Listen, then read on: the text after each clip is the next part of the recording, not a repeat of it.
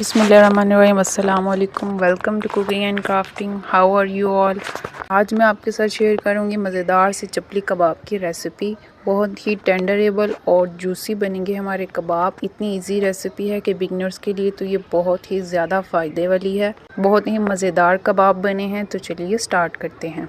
सबसे पहले हमें चाहिए कीमा। मैंने बीफ कीमा लिया है। यहाँ पर 1/4 kg है मेरे पास। इसके अंदर हमने क्रश्ड एंड चॉप्ड अनियंस डालने हैं। ये आपने इसमें से निकाल लेना है। इसके बाद हम चॉप किए हुए टमाटोज ऐड करेंगे, साथ हरी मिर्चें, हरा धनिया चॉप्ड करके ऐड कर देंगे। इसके साथ आपने अदरक, लहसुन, ज़ीरा, बीज वाला धनिया और थोड़ी सी अजवाइन उनको कूट के वो ऐड कर देना है। मसालों में 1.5 चम्मच नमक, सुर्ख मिर्च, धड़ा मिर्च, कबाब मसाला और एक अंडा ऐड कर देना है। 3 चम्मच हमने बेसन के लिए, 3 चम्मच मैदे के लिए और इनको अच्छे से मिक्स कर देना है। अगर आपको थोड़ा सा और इसमें पानी पानी फील हो तो आप 1 चम्मच और ऐड कीजिएगा, जैसे मैंने भी यहाँ पर किया है। आपने इनको बहुत ही ज़्यादा अच्छे से मैश करना है। उसके साथ आपने इनको चाहे तो 2 घंटे बाद भी इनको फ्रीज़ पहले कर लें, फ्रिज में रख के फिर आप कबाब बना लें। मैंने यहाँ पर साथ ही बना लिए थे। फ्रीज़ करने के लिए ये एक बहुत अच्छी ट्रिक है जो मैं आपके साथ शेयर कर रही हूँ। आपने इस तरीके से शॉपर को की कटिंग कर लेनी है और प्लेट में उसकी लेयर्स बना लेनी है। फिर आपके कबाब फ्रीज़ भी हो जाएंगे तो वो आपस में चिपकेंगे नहीं और जब भी आपने निकाल के फ्राई करने हो तो वो बहुत अच्छे तरीके से निकल आएंगे। आपने इस तरीके से प्लेट में शॉपर को रख के उसके ऊपर थोड़ा सा ऑयल भी लगा देना है।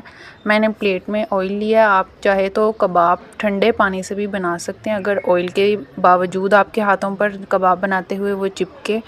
तो यहाँ पर जो है ना वो आपने बहुत ही ज़्यादा पतले पतले कबाब बनाने हैं, बारीक होनी चाहिए।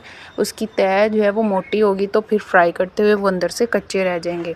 इसलिए आपने उनकी बारीक बारीक सी कबाब बना लेने हैं और फिर आपने इस तरीके से उनको जो है वो रख देना है। बहुत ही अच्छे और मज़ेदार कबाब बनते हैं, ना अंदर से कच्चे रहेंगे और ना ही फ्राई करते हुए ये टूटेंगे।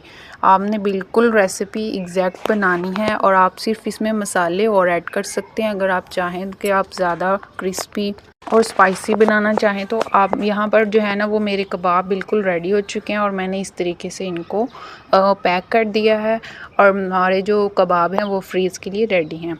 इसके अलावा शाम को मैंने दोबारा से कुछ कबाब निकाल कर फ्राई किए थे। तो अब आप हमारे जो कबाब हैं वो मैंने तवे पे फ्राई किए हैं और ये बहुत ही मज़ेदार और जूसी कबाब बने हैं। इंतहाई क्रिस्पी हैं ये और अंदर से कच्चे तो बिल्कुल भी नहीं है, आपको नज़र भी आ रहा होगा। चटनी के साथ खाएं और मज़े उड़ाएं। यदि वीडियो पसंद आए तो लाइक एंड शेयर ज़रूर कीजिएगा, चैनल को सब्सक्राइब कीजिएगा और कमेंट में ज़रूर अपना रिव्यू शेयर कीजिएगा। अल्लाह हाफिज़।